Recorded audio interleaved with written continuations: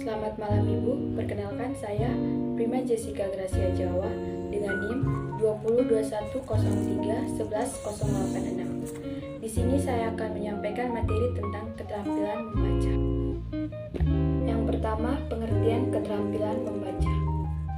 Membaca adalah suatu proses pengolahan bahan secara kritis, kreatif, yang dilakukan dengan tujuan memperoleh pemahaman yang bersifat menyeluruh tentang bacaan itu dan penilaian terhadap keadaan dan dampak bacaan itu.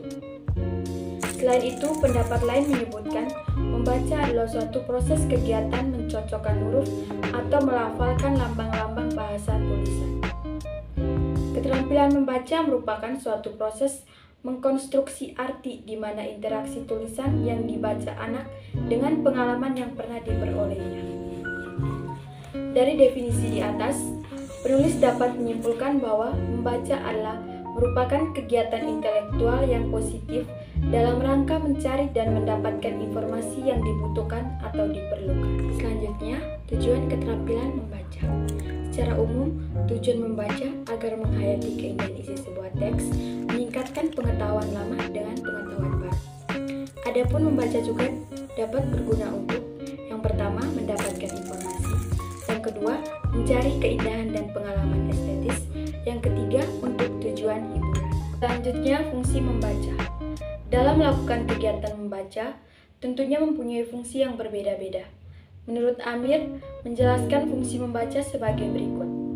Yang pertama, fungsi intelektual, yang kedua, fungsi pemacu kreativitas, yang ketiga, fungsi praktis, yang keempat, fungsi religius, yang kelima, fungsi informatif, yang keenam, fungsi rekreatif, yang ketujuh, fungsi sosial. Selanjutnya, proses membaca. Dalam keterampilan membaca juga mempunyai proses-prosesnya. Proses membaca secara keseluruhan sangat kompleks karena melibatkan keseluruhan pribadi pembaca. Berikut adalah 4 tahapan dalam proses membaca. Yang pertama, persepsi. Persepsi adalah kemampuan untuk membaca kata sebagai kesatuan yang berarti. Yang kedua, pemahaman. Pemahaman adalah kemampuan untuk membuat kata-kata penulis menyimpulkan pikiran-pikiran yang berguna seperti terbaca dalam konteks.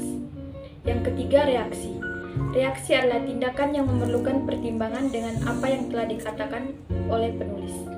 Yang keempat, integritas. Integritas adalah kemampuan untuk memahamkan pikiran atau konsep terhadap latar belakang penulis.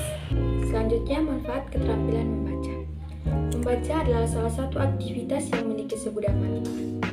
Menurut Amir, manfaat membaca adalah sebagai berikut. Yang pertama, melatih kemampuan berpikir. Yang kedua, meningkatkan pemahaman. Yang ketiga, menambah wawasan dan ilmu pengetahuan. Yang keempat, mengasah kemampuan menulis. Yang kelima, mendukung kemampuan berbicara di depan umum. Yang keenam, meningkatkan konsentrasi. Dan yang ketujuh, sarana refleksi dan pengembangan diri.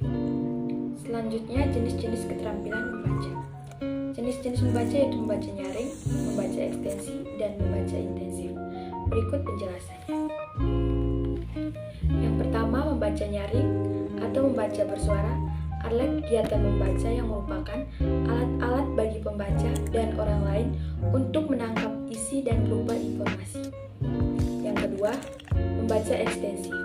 Membaca ekstensif yaitu kegiatan menuntut para pembaca untuk melakukan aktivitas baca dengan cepat. Yang ketiga, membaca intensif.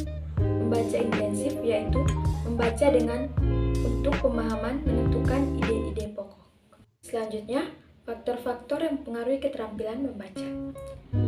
Yang pertama, faktor fisiologis. Faktor fisiologis mencakup kesehatan fisik dan pertimbangan neurologis. Yang kedua, faktor intelijensi. Suatu kegiatan berpikir yang terdiri pemahaman esensial tentang situasi. Yang ketiga, faktor lingkungan.